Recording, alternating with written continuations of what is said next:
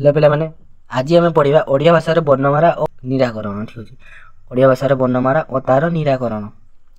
यदि भिडटी माने ये भिडटी अच्छी तो ये भिडटी भलसे बुझ। ये भिडटी 10 मिनिट हो पारे कि 12 मिनिट हो पारे कि 20 मिनिट हो पारे। मुझे चाहे आपण मैंने भलसे बुझंतु और एग्जाम जाइए कि लिखु आपंकर माइंड किसी पशु। ठीक अच्छे मुझे सर्ट्रे किसी कहवाई चाहूनी तुमको भलसे बुझेकी नेबी तो भिडटी को पूरा देख और ठीक अच्छे स्किप करनी। तो फास्ट कौन अच्छी ओडिया भाषा व्याकरण शास्त्र। व्याकरण शास्त्र व्याकरण कौन एक शास्त्र जो शास्त्र शुद्ध भाव में कहवा लेखा पढ़ा विशेषण कराए ताको व्याकरण कहुए। यही शास्त्र पढ़ा द्वारा व्याकरण संपर्क सविशेष ज्ञान आहरण कर व्याकरण शास्त्र अध्ययन द्वारा आम भाषा संपर्क में ज्ञान आहरण कर तेणु कहुए भाषा विशेषण सर्वप्राचीन धारा हूँ व्याकरण। ताले कौन ना व्याकरण क्या कहुए जो शास्त्र शुद्ध भाव में कहवा लेखा और पढ़ा आदि विश्लेषण कराए ताकू ही व्याकरण कहुए। यहाँ हूँ तार डेफिनेशन। ठीक अच्छे ताहले कौन ना तेणु कहुए भाषा विशेषण सर्वप्राचीन सब सर्वप्राचीन माध्यम कौन व्याकरण। पृथ्वी प्रत्येक भाषार व्याकरण ग्रंथ रही मैंने प्रत्येक भाषार इंग्लीश हो कि हिंदी संस्कृत ग्रामर माने समस्त गोटे व्याकरण रही। भाषा एक अर्जित संपत्ति। भाषा को जेते अर्जन करवा आम ज्ञान दिगड़ सेते आलोकित हो। तेणु भाषा को जाना भाषा संपर्कित ज्ञान आहरण करवा भाषा नियंत्रण व्यवहार और शब्द गठन सूत्र व्याकरण शास्त्र जना पड़े। अन्य अर्थरे शुद्ध भाषा कहवा लेखा पढ़ा आदि व्याकरण ज्ञान अत्यंत जरूरी। व्याकरण प्रत्येक भाषा को श्रृंखलित और श्रृंखलाबद्ध करता कौन कहला ना भाषा को जिते आम अर्जन करवा जिते आम भाषा को उन्नति करवा आम कौन आम ज्ञान से ही माने आम ज्ञान से ही आलोकित हम आम से ही किसी जाना। आम प्रथम भाषा को जाना तापर कौन भाषा माने भाषा को नियंत्रण व्यवहार केमी शब्द गठन सूत्र व्याकरण शास्त्र ही जना पड़े। सबू कौन व्याकरण शास्त्र ही जना पड़े। तेणु व्याकरण प्रत्येक भाषा को श्रृंखलित श्रृंखलाबद्ध कर व्याकरण नथिले सब भाषा गुड़िक अशुद्धि एवं ताहा अशृंखलित हो जाता। व्याकरण हूँ शुद्ध भाषा प्रयोगर विद्या बा पाठ कहुए। व्याकरण श्रृंखला मध्य भाषा रही भाषार सौंदर्य बढ़े भाषा जीवंत हुए। तेणु भाषा व्याकरण एक कौन ना अमूल्य संपद। व्याकरण व्युत्पत्ति क्रम बी जुक्त आ जुक्त क्रो जुक्त अन व्याकरण जार अर्थ हो शब्द संस्कार शास्त्र। व्याकरण अर्थ कौन शब्द संस्कार शास्त्र।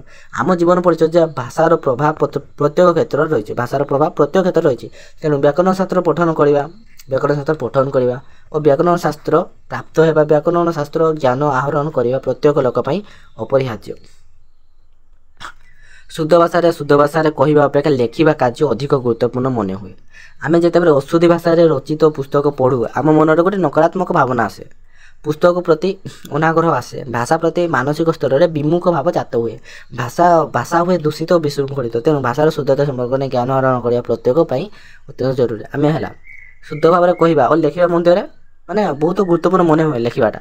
आम जो गोटे अशुद्धि गोटे माने पुस्तक पढ़ू जो गोटे बना मिस्टेक थी कौन से अशुद्ध भाषा लिखाई थे कौन आम मन में गोटे नकारात्मक भावना आसे पुस्तक प्रति अनाग्रह आसे से पुस्तक पढ़ाई आमको भल लगे ना। तो भाषा हुए माने दूषित और विशृंखल भाषा गोटे माने अपरिष्कार लगे आमको गोटे जोर गोटे बनान मिस्टेक हो कि जहाँ भी हो आमको पढ़ाई था भल लगे ना। तेणुक कौन भाषार शुद्धता अधिक गुरुत्वपूर्ण रही है। आम ओडिया भाषा व्यवहृत अनेक शब्द ठीक रूपे आम जानू ना ठीक रूपे न जानिले भाषा अशुद्धि हे। आम ओडिया भाषा तमस तद्भव देशज वैदेशिक आदि अनेक शब्द समारोह पुष्ट शब्द गुड़िकर व्यवहार बेले बेले साधारण अशुद्धि परिलक्षित हुए। से अशुद्ध शब्द गुड़िकर शुद्ध रूप जानिले भाषा सरस और सुंदर हुए है। आम ओडिया भाषा बहुत किसी आड़े जहाँ आम जानू ना तो ता न जानले भी आम देशज तापज और वैदेशिक आदि अनेक शब्द समारोह पुष्ट भर्ती होती। जदि आम से अशुद्ध शब्द गुड़िकर शुद्ध रूप आम जानिले ताले कौन भाषा गुड़िक आमको सरस और सुंदर लगे। ओडिया भाषार वर्णमाला आम परिदृश्यमान जगत में आम प्रत्येक दिन सकाल राति पर्यंत असंख्य ध्वनि संपर्क में आसी था। यही ध्वनि मानकर मनर भाव को अन्य निकट प्रकाश करूँ। ध्वनि हूँ एक प्रकार शब्द बा नाद। साहित्य भाषा बाघ जंतु निःसृत वायु प्रभाव मुख्य घर दे बाहर को निर्गत कौन कहुए ध्वनि कहुए।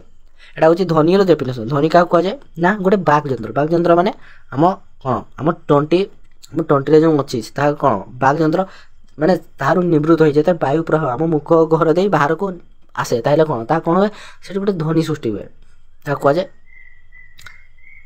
ଧ୍ୱନି ହେଲା। ଏହା ଧ୍ୱନିର ଉତ୍ପତ୍ତି। ଉଚ୍ଚାରିତ ଧ୍ୱନିକୁ ଯେ ରୂପାୟିତ କରେ ତାହାକୁ ଲିପି କୁହାଯାଏ। ଲିପି କାହାକୁ କୁହାଯାଏ ଆମେ ଯେଉଁ ଧ୍ୱନି ଗୁଡ଼ିକ ବାକ୍ ଯନ୍ତ୍ର ଦେଇ ରୂପାୟିତ ହୁଏ ମାନେ ବାକ୍ ଯନ୍ତ୍ର ଦେଇ ନିର୍ଗତ ହୁଏ ତାହାକୁ ଯିଏ ରୂପାୟିତ କରେ ତାହାକୁ କିଏ କୁହେ ତାହାକୁ କୁହାଯାଏ ଲିପି। ଯେପର୍ଯ୍ୟନ୍ତ ମୁଖ ନିଶ୍ଚିତ ବାକ୍ ଲିପିବଦ୍ଧ ରୂପ ନ ନେଇଛି ସେ ପର୍ଯ୍ୟନ୍ତ ତାହା ଧ୍ୱନି। ଯେତେବେଳେ ଏହା ଲିପିବଦ୍ଧ ରୂପ ନିଏ ସେତେବେଳେ କ'ଣ ଏହା ବର୍ଣ୍ଣ। ଯେତେବେଳେ ଆମେ ପାଟିରେ କହୁ ମାନେ ଯେତେବେଳେ ବାକ୍ ଯନ୍ତ୍ର ନିବୃତ୍ତ ହୁଏ ପବନ ଆକାରରେ ତାହେଲେ କ'ଣ ତାହା ହୁଏ ଧ୍ୱନି। ଓ ଯାହା ଯେତେବେଳେ ଆମେ ଲିପିବଦ୍ଧ କରୁ ବା ଲେଖୁ ତାହେଲେ କ'ଣ ହୁଏ ତାହା ବର୍ଣ୍ଣ ହୁଏ। ବର୍ଣ୍ଣ ଧ୍ୱନିମାନଙ୍କର ଲିଖିତ ରୂପ ହେଉଛି ବର୍ଣ୍ଣ ଓ ଧ୍ୱନିମାନଙ୍କ ଲିଖିତ ରୂପ କ'ଣ ବର୍ଣ୍ଣ। ଧ୍ୱନିମାନଙ୍କୁ ଯେତେବେଳେ ଲେଖାଯାଏ ତାହାକୁ ବର୍ଣ୍ଣ କୁହାଯାଏ। ଅର୍ଥାତ୍ ଧ୍ୱନି ବର୍ଣ୍ଣମାନଙ୍କରେ ବର୍ଣ୍ଣିତ ରୂପାୟିତ। ସବୁ ଭାଷାରେ ବର୍ଣ୍ଣ ସଂଖ୍ୟା ଭିନ୍ନ ଭିନ୍ନ। ସବୁ ଭାଷାରେ ବର୍ଣ୍ଣ ଇଂଲିଶରେ ବର୍ଣ୍ଣ ସଂଖ୍ୟା କମ୍ ଓଡ଼ିଆରେ ଅଧିକ। ଏହି ବର୍ଣ୍ଣ ଆକାରର ବର୍ଣ୍ଣଗୁଡ଼ିକର ଆକାର ଉଚ୍ଚାରଣ ଭିନ୍ନ ଭିନ୍ନ। ବର୍ଣ୍ଣଗୁଡ଼ିକର ଆକାର ଉଚ୍ଚାରଣ କ'ଣ ଭିନ୍ନ ଭିନ୍ନ ହୋଇଥାଏ। ବର୍ଣ୍ଣମାଳା ଓଡ଼ିଆ ଭାଷାରେ ବର୍ଣ୍ଣ ସମୁଦାୟକୁ ବର୍ଣ୍ଣମାଳା କୁହାଯାଏ। ଲେଖାପଢ଼ା ପାଇଁ 50ଟି ବର୍ଣ୍ଣ ବ୍ୟବହୃତ ହେଉଛି। ସେହି ବର୍ଣ୍ଣ ଗୁଡ଼ିକ ହେଉଛି ଅ ଆ ସେ ଦୀର୍ଘ ଈ।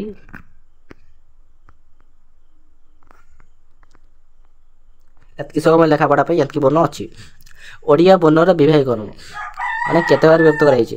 ଓଡ଼ିଆ ବର୍ଣ୍ଣକୁ କେତେ ଭାବରେ ବିଭକ୍ତ କରାଯାଇଛି ନା ସ୍ୱରବର୍ଣ୍ଣ ଆଉ ଗୋଟେ ବ୍ୟଞ୍ଜନ ବର୍ଣ୍ଣ। ସ୍ୱରବର୍ଣ୍ଣ କାହାକୁ କୁହାଯାଏ ଅନ୍ୟ ବର୍ଣ୍ଣର ସାହାଯ୍ୟ ନ ନେଇ ଉଚ୍ଚାରିତ ହେଉଥିବା ବର୍ଣ୍ଣମାନଙ୍କୁ କ'ଣ କୁହାଯାଏ ନା ସ୍ୱରବର୍ଣ୍ଣ କୁହାଯାଏ। ଓଡ଼ିଆ ଭାଷାରେ ଏହାର ସଂଖ୍ୟା କେତେ 11। ଯେଉଁ ବର୍ଣ୍ଣଗୁଡ଼ିକ ଅନ୍ୟ ବର୍ଣ୍ଣର ସାହାଯ୍ୟ ନ ନେଇ ଉଚ୍ଚାରଣ ହୋଇଥାଏ ତାକୁ କ'ଣ କୁହାଯାଏ ସ୍ୱରବର୍ଣ୍ଣ କୁହାଯାଏ। ଯେମିତି ଓ ଆ ସେ ଦୀର୍ଘ ଈ ହ୍ରସ୍ୱ ଉ ଦୀର୍ଘ ଉ ଆଉ ଏତିକି ଯେଉଁ ଅଛି ଏଗୁଡ଼ିକ ସ୍ୱରବର୍ଣ୍ଣ। ସ୍ୱରବର୍ଣ୍ଣର ବିଭାଗ ମାନେ ସ୍ୱରବର୍ଣ୍ଣ ବର୍ଣ୍ଣକୁ କେତେ ଭାବରେ ବିଭକ୍ତ କରାହେଲା ନା ସ୍ୱରବର୍ଣ୍ଣ ଆଉ ଗୋଟେ ବ୍ୟଞ୍ଜନ ବର୍ଣ୍ଣ। ତ ସେଇ ସ୍ୱରବର୍ଣ୍ଣକୁ କେତେ ଭାବରେ ବିଭକ୍ତ କରାହେଲା 2 ଭାବରେ ବିଭକ୍ତ କରାହେଲା। କ'ଣ ଗୋଟେ ହାସ୍ୟସ୍ୱର ଆଉ ଗୋଟେ ଦୀର୍ଘସ୍ୱର। ହର୍ଷସ୍ୱର କାହାକୁ କହିବା ନା ଦୀର୍ଘରୁ କିଛି କମ୍ ଜୋରରେ ଉଚ୍ଚାରିତ ସ୍ୱର ଧ୍ୱନିକୁ ହର୍ଷସ୍ୱର କୁହାଯାଏ। ଯେମିତିକି ଓ ଇ ଉ ମାନେ ଗୋଟେ କମ୍ ଜୋରରେ ଉଚ୍ଚାରିତ ହେଉଛି କିନ୍ତୁ ଆ ଦୀର୍ଘ ଈ ରୁ ତାହେଲେ କ'ଣ ଆଗକୁ ଗୋଟେ ଦୀର୍ଘ ସମୟ ନେଉଛି ନା ତାହେଲେ ଯେଉଁଟା ବେଶୀ ସମୟ ନେଉଛି ତାହା ଦୀର୍ଘସ୍ୱର ଆଉ ଯେଉଁଟା କମ୍ ସମୟ ନେଉଛି ତାହା ହର୍ଷସ୍ୱର। ଓ ଠାରୁ ଔ ପର୍ଯ୍ୟନ୍ତ 11ଟି ସ୍ୱରବର୍ଣ୍ଣ ମାତ୍ର। ଓ ଠାରୁ ଔ ପର୍ଯ୍ୟନ୍ତ କେତେଟା ସ୍ୱରବର୍ଣ୍ଣ ନା 11ଟା ସ୍ୱରବର୍ଣ୍ଣ। ତା ମଧ୍ୟରୁ 8ଟି ଧ୍ୱନି ଅଛି। ଏ ଓ ଔ 2ଟି ସ୍ୱରବର୍ଣ୍ଣକୁ ସମ୍ପୃକ୍ତ ସ୍ୱର ବା ଯୌଗିକ ସ୍ୱର କୁହାଯାଏ। ଯୌଗିକ ସ୍ୱର କାହାକୁ କୁହାଯାଏ ଏ ବା ଓ। କାହିଁକି କୁହାଯାଏ ନା ଏହା ହେଉଛି ମାନେ 2 ଜଣଙ୍କର ମିଶ୍ରିତରେ ସେୟା ହେଇଛି। ଯେମିତିକି ଓ ଆଉ ଇ ମିଶିଲେ କ'ଣ ହେଉଛି ଐ ଆଉ ଗୋଟେ କ'ଣ ଓ ଆଉ ହସ ମିଶିଲେ କତ କିଏ ହେଉଛି ଔ। ତାହା କ'ଣ 2 ଜଣଙ୍କର ମିଶ୍ରିତ ଦ୍ୱାରା ହୋଇଥାଏ ତେଣୁ ତାହାକୁ ସଂଯୁକ୍ତ ବର୍ଣ୍ଣ ବା ଯୌଗିକ ବର୍ଣ୍ଣ କୁହାଯାଏ। ତାପରେ ବ୍ୟଞ୍ଜନ ବର୍ଣ୍ଣ କାହାକୁ କୁହାଯାଏ ଯେଉଁ ବର୍ଣ୍ଣଗୁଡ଼ିକ ସ୍ୱରବର୍ଣ୍ଣର ସାହାଯ୍ୟ ବିନା ଉଚ୍ଚାରଣ ହୋଇପାରନ୍ତି ନାହିଁ ତାହାକୁ ବ୍ୟଞ୍ଜନ ବର୍ଣ୍ଣ କୁହାଯାଏ। ଯେଉଁ ବର୍ଣ୍ଣଗୁଡ଼ିକ ସ୍ୱରବର୍ଣ୍ଣର ସାହାଯ୍ୟ ନ ନେଇ ସେମାନେ ଉଚ୍ଚାରଣ ହୋଇପାରିବେ ନାହିଁ। ସ୍ୱରବର୍ଣ୍ଣ ଆମର କ'ଣ ନା ଏମାନଙ୍କର ଉଚ୍ଚାରଣ ନ ନେଇ ଏମାନଙ୍କୁ ନ ନେଇକି ସେମାନେ ଉଚ୍ଚାରଣ ହୋଇପାରିବେ ନାହିଁ ତାହାକୁ କୁହାଯାଏ ବ୍ୟଞ୍ଜନ ବର୍ଣ୍ଣ। ତାହେଲେ କ'ଣ ଆପଣ ଯେଉଁ ବ୍ୟଞ୍ଜନ ବର୍ଣ୍ଣକୁ କେତେ ଭାବରେ ବିଭକ୍ତ କରାଯାଇଛି 3 ଭାବରେ ବିଭକ୍ତ କରାଯାଇଛି। ଗୋଟେ ବର୍ଗ ବ୍ୟଞ୍ଜନ ବର୍ଣ୍ଣ ଅବର୍ଗ ବ୍ୟଞ୍ଜନ ବର୍ଣ୍ଣ ଆଉ ଗୋଟେ ଅଯୋଗବାହ ବର୍ଣ୍ଣ। ବର୍ଣ୍ଣର ବିଭାଗୀକରଣ ବର୍ଣ୍ଣମାନଙ୍କର ମଧ୍ୟରୁ କ ଠାରୁ ମ ପର୍ଯ୍ୟନ୍ତ 25ଟି ବର୍ଣ୍ଣ କୁହାଯାଏ ସ୍ପର୍ଶ ବର୍ଣ୍ଣ ବା ବର୍ଗ ବ୍ୟଞ୍ଜନ। କେତେଟା କ ଠାରୁ ମ ପର୍ଯ୍ୟନ୍ତ 25ଟି। ଏପରି କହିବାର କାରଣ ଏହି ବର୍ଣ୍ଣଗୁଡ଼ିକ ଉଚ୍ଚାରଣ କଲାବେଳେ କଣ୍ଠ ତାରୁ ମୂର୍ଦ୍ଧା ଦାନ୍ତ ଓ ଅଷ୍ଟ ଆଦିର ସ୍ପର୍ଶ ସାହାଯ୍ୟରେ ଏହି 25 ଗୋଟି ବର୍ଣ୍ଣକୁ 5 ଗୋଟି ଶ୍ରେଣୀରେ ବିଭକ୍ତ କରାଯାଇଛି। ତେଣୁ ଏହାକୁ କୁହାଯାଏ କ'ଣ ବର୍ଣ୍ଣ ମଧ୍ୟ କୁହାଯାଏ। ବର୍ଣ୍ଣ କାହାକୁ କୁହାଯାଏ ନା ଏମାନଙ୍କୁ କ ଠାରୁ ମ ପର୍ଯ୍ୟନ୍ତ। ଆଉ ହେଲା ମାନେ ଯୋ ଠାରୁ ଚନ୍ଦ୍ରବିନ୍ଦୁ ପର୍ଯ୍ୟନ୍ତ ତାହା କ'ଣ ତାହା ହେଉଛି ଅବର୍ଗ ବ୍ୟଞ୍ଜନ ବର୍ଣ୍ଣ। ଏଟା କ'ଣ ନା ବର୍ଗ ବ୍ୟଞ୍ଜନ ବର୍ଣ୍ଣର ବିଭାଗୀକରଣ। ତାହା ଗୋଟେ କ'ଣ ଆମର କଣ୍ଠ ବ୍ୟଞ୍ଜନ ବର୍ଣ୍ଣ ମାନେ ଆମର ମାନେ କଣ୍ଠରୁ ଯେତେବେଳେ ବାୟୁ ନିବୃତ୍ତ ହେଇକିନା ଯେଉଁ ବାହାରୁଛି ତାହା କ'ଣ ତାହା ହେଉଛି କଣ୍ଠ ବ୍ୟଞ୍ଜନ ବର୍ଣ୍ଣ। ଯେମିତି କ'ଣ ଆମ କଣ୍ଠ ଦ୍ୱାରା କ ଖ ଗ ତାହା ହେଉଛି କଣ୍ଠର ବ୍ୟଞ୍ଜନ ବର୍ଣ୍ଣ। ଆଉ ତାଲବ୍ୟ ଯେଉଁଟାକି ଆମେ ତାଳୁ ଠିକ୍ ଅଛି ଚ ଛ ଜ ଆମ ତାଳୁରୁ ଉଚ୍ଚାରଣ ହେଉଛି ତା ତାଲବ୍ୟ ତାହେଲେ হবে ବ୍ୟଞ୍ଜନ ବର୍ଣ୍ଣ। ଆଉ କ'ଣ ଅଛି ମୂର୍ଦ୍ଧନ ବ୍ୟଞ୍ଜନ ବର୍ଣ୍ଣ, ଦନ୍ତ ବ୍ୟଞ୍ଜନ ବର୍ଣ୍ଣ ଆଉ ଅଷ୍ଟ ବ୍ୟଞ୍ଜନ ବର୍ଣ୍ଣ। ଅବର୍ଗ ବ୍ୟଞ୍ଜନ ବର୍ଣ୍ଣର ବିଭାଗୀକରଣ। ଅବର୍ଗ ବ୍ୟଞ୍ଜନ ବର୍ଣ୍ଣକୁ ସଂଖ୍ୟା କେତେ ନା 10ଟି ସଂଖ୍ୟା। ଏଇଟା ଗୋଟେ ମାନେ କି କହିବି ଗୋଟେ ଗଠନ ଦେଇନି ଆଜ୍ଞା, ଆଗ ପଛ ଦେଇଛି ତ ତାହେଲେ କ'ଣ ଏଇ ର ଠାରୁ ହ ପର୍ଯ୍ୟନ୍ତ ଅବର୍ଗ ବ୍ୟଞ୍ଜନ ସଂଖ୍ୟା କେତେ 10ଟା, ର ଠାରୁ ହ ପର୍ଯ୍ୟନ୍ତ। ଅଯୋଗ ବାହୁ ବର୍ଣ୍ଣ। ଅଯୋଗ ବାହୁ ବର୍ଣ୍ଣ ଅନୁସାର ବିସର୍ଗ ଚନ୍ଦ୍ରବିନ୍ଦୁ ଅବର୍ଗ ବ୍ୟଞ୍ଜନ ବର୍ଣ୍ଣକୁ 4 ଭାଗରେ ବିଭକ୍ତ କରାଯାଇଛି। ଅଯୋଗ ବାହୁ ବର୍ଣ୍ଣକୁ କେତେ ଭାଗରେ ବିଭକ୍ତ କରାଯାଇଛି ନା 4 ଭାଗରେ ବିଭକ୍ତ କରାଯାଇଛି। ଗୋଟେ ହେଲା କ'ଣ ଅତସ୍ଥ ଜ, ଅତସ୍ଥ ୟ, ର, ଲ, ବ। ଉଚ୍ଚାରଣ ବେଳେ ଏହି ବର୍ଣ୍ଣ ଗୁଡ଼ିକ ସ୍ୱର ବର୍ଣ୍ଣ ଓ ବ୍ୟଞ୍ଜନ ବର୍ଣ୍ଣର ମଧ୍ୟବର୍ତ୍ତୀ ହେତୁ ଅନ୍ତସ୍ଥ ବର୍ଣ୍ଣ, ଏହାକୁ ଅର୍ଦ୍ଧସ୍ୱର ମଧ୍ୟ କୁହାଯାଏ। ଏହାକୁ କ'ଣ ଅର୍ଦ୍ଧସ୍ୱର ମଧ୍ୟ କୁହାଯାଏ। ଅନ୍ତସ୍ଥ ବର୍ଣ୍ଣ ମାନେ ବୁଝିହେଲା। ଏବେ କ'ଣ ନା ଉଷ୍ମ ବର୍ଣ୍ଣ। ତିନୋଟି ଯାକ କ'ଣ ମାନେ ତାଲବେଶ, ମୁଦ୍ରାସ, ଦନ୍ତସ ଓ ହ ବର୍ଣ୍ଣକୁ କୁହାଯାଏ। ଏଇଟା ଭୀଷ୍ମ ଲେଖା ହେଇଛି, ଏଇଟା ଭୁଲ ହେବ, ଏଇଟା ହେବ ଉଷ୍ମ ବର୍ଣ୍ଣ। ଠିକ୍ ଅଛି। ତ ଏଗୁଡ଼ାକ ଉଚ୍ଚାରଣ କଲାବେଳେ ମୁଖରୁ ଅଧିକ ଉଷ୍ମତା ନିର୍ଗତ ହୁଏ। ଯେମିତିକି ଗୋଟେ ଗରମ ହାବା ଆସେ, ଯେମିତି ତାଲବେଶ କହିଲେ କେମିତି ମୋର ଗୋଟେ ଗରମ ହାବା ଆସେ, ତାହେଲେ କ'ଣ ସେଇଟା ହିଁ ଗୋଟେ ଉଷ୍ମ ବର୍ଣ୍ଣ, ତାକୁ କୁହାଯାଏ ଉଷ୍ମ ବର୍ଣ୍ଣ। ଠିକ୍ ଅଛି। ତ ଏହି ବର୍ଣ୍ଣ ଗୁଡ଼ିକ ସ୍ୱର ତାପରେ କ'ଣ ଅଛି ନା ଆଶ୍ରିତ ବର୍ଣ୍ଣ। ଆଶ୍ରିତ ବର୍ଣ୍ଣ କାହାକୁ କୁହାଯାଏ? ଏହି ବର୍ଣ୍ଣ ଗୁଡ଼ିକ ସ୍ୱର ବା ବ୍ୟଞ୍ଜନ ବର୍ଣ୍ଣର ବିନା ସାହାଯ୍ୟରେ ଉଚ୍ଚାରିତ ହୋଇପାରନ୍ତି ନାହିଁ, ତାକୁ କୁହାଯାଏ ଆଶ୍ରିତ ବର୍ଣ୍ଣ। ତାପରେ ଅନୁନାସିକ ବର୍ଣ୍ଣ କାହାକୁ କୁହାଯାଏ ନା ପ୍ରତ୍ୟେକ ବର୍ଗର 5 ମାନେ ଯେତେବେଳେ ପଞ୍ଚମ ବର୍ଣ୍ଣ ଅର୍ଥାତ୍ ମ, ନ୍ୟ, ମୂର୍ଦ୍ଧନ, ନ, ମ ଅନୁସାରେ ଚନ୍ଦ୍ରବିନ୍ଦୁ ଏହି ବର୍ଣ୍ଣ ଗୁଡ଼ିକ ଉଚ୍ଚାରଣ ବେଳେ ନାସିକାର ସାହାଯ୍ୟ ନେବାକୁ ପଡ଼ିଥିବାର କୁହାଯାଏ ଅନୁନାସିକ ବର୍ଣ୍ଣ। ମାନେ ଏହି ବର୍ଣ୍ଣ ଗୁଡ଼ିକ ଯେତେବେଳେ ଆମେ ଉଚ୍ଚାରଣ କରୁ ସେତେବେଳେ ନାକର ବ୍ୟବହାର ହୋଇଥାଏ, ତାକୁ କ'ଣ କହୁ ଆମେ ନା ଅନୁନାସିକ ବର୍ଣ୍ଣ। ଯୁକ୍ତାକ୍ଷର କାହାକୁ କୁହାଯାଏ?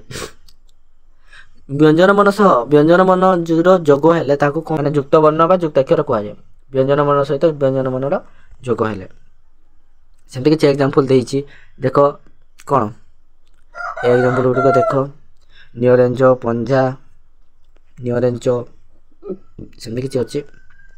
ତାପରେ ଅନୁନାସିକ ବର୍ଣ୍ଣ କାହାକୁ କୁହାଯାଏ ନା ପ୍ରତ୍ୟେକ ବର୍ଗର ପଞ୍ଚମ ବର୍ଣ୍ଣ ସହ ସେହି ବର୍ଗର ଅନ୍ୟ ବର୍ଣ୍ଣମାନଙ୍କର ସହଯୋଗରେ ଗଠିତ ବର୍ଣ୍ଣମାନଙ୍କୁ ଅନୁନାସିକ ବର୍ଣ୍ଣ ବା ଅନୁନାସିକ ଯୁକ୍ତାକ୍ଷର।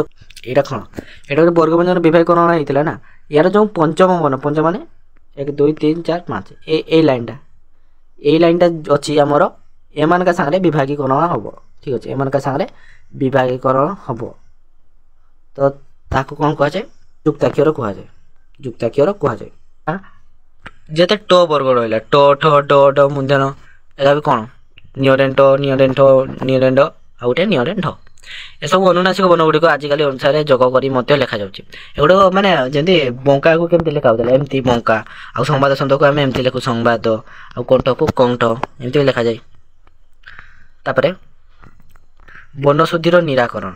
ଏଇଠି ରହିଲା କ୍ଲାସ୍ଟି କେମିତି ଲାଗୁଛି କୁହନ୍ତୁ, ଏବଂ ପାର୍ଟ 2କୁ ଆସିବ, ୱେଟ୍ କରନ୍ତୁ। ତ ଆଜି ପାଇଁ ଏତିକି। ତ ଭିଡ଼ିଓଟି ଭଲ ଲାଗିଛି ଯଦି ଭିଡ଼ିଓଟିକୁ ଲାଇକ୍ କରନ୍ତୁ, ଚ୍ୟାନେଲକୁ ସବସ୍କ୍ରାଇବ୍ କରନ୍ତୁ। ଜୟ ଜଗନ୍ନାଥ।